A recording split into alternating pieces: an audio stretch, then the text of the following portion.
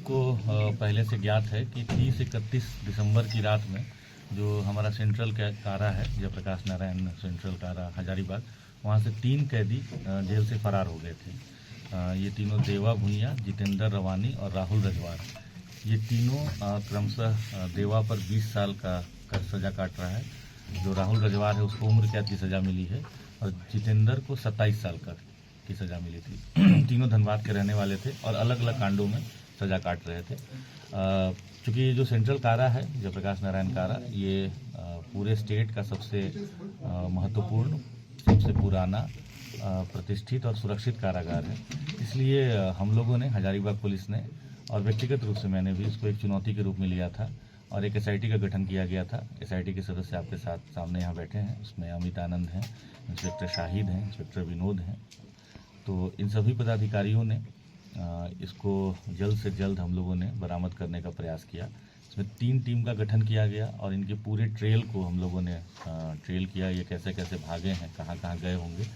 इसमें हमारी technical team और जो 3 टीम, इसका डिटेल भी आपको शेयर किया जाएगा।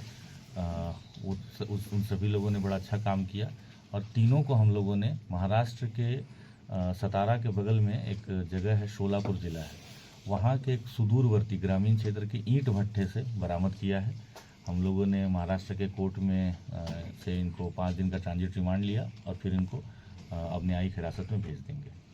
कैसे भागे थे और कैसे वहाँ तक पहुँचे आप लोग? देखिए, भागने के बारे में इन लोगों ने वहाँ अपने वार्ड का जो रॉड था उसको काटा था और फिर चारदीवारी को फांद करके भागे थे। इनको बरामद करने में हम लोगों को जो 10 दिन का समय लगा, तो चूँकि इनके पास कोई भी मोबाइल नहीं था और कोई टेक्निकल इनपुट जल्दी जनरेट नहीं हो रहा था, तो सभी बिंदुओं पे हम लोगों ने जांच किया। तीनों टीम आपस में कोऑर्डिनेशन के साथ काम करती रही और जो इनका भागने का रूट भी था, तो जेल से निकलने के बाद ये इचाक गए, इचाक के बाद गोरहर गए, फिर ये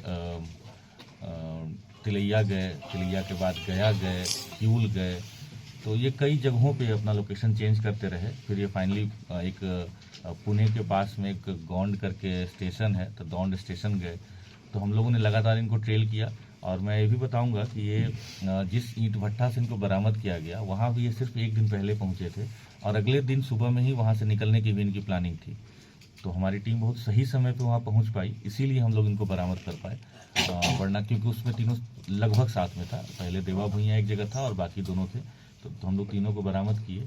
तो बड़ा सही टाइमिंग के साथ और कंप्लीट जो इनका ट्रैक था उसको ट्रेल कर पाने के कारण हम लोग इनको तीनों को बरामद कर पाए। तो वहाँ जब महाराष्ट्र पुलिस भी साथ में थी, आप लोग यहाँ से लोग गए थे झारखंड से? नहीं, हमारी टीम यहाँ से गई थी और हमारी टीम ही यहाँ से लेकर आई है इनको।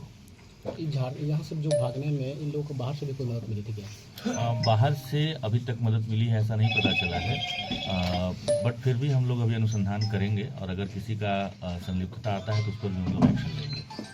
जेल प्रशासन के अभी तक ये कहना उचित नहीं रहेगा।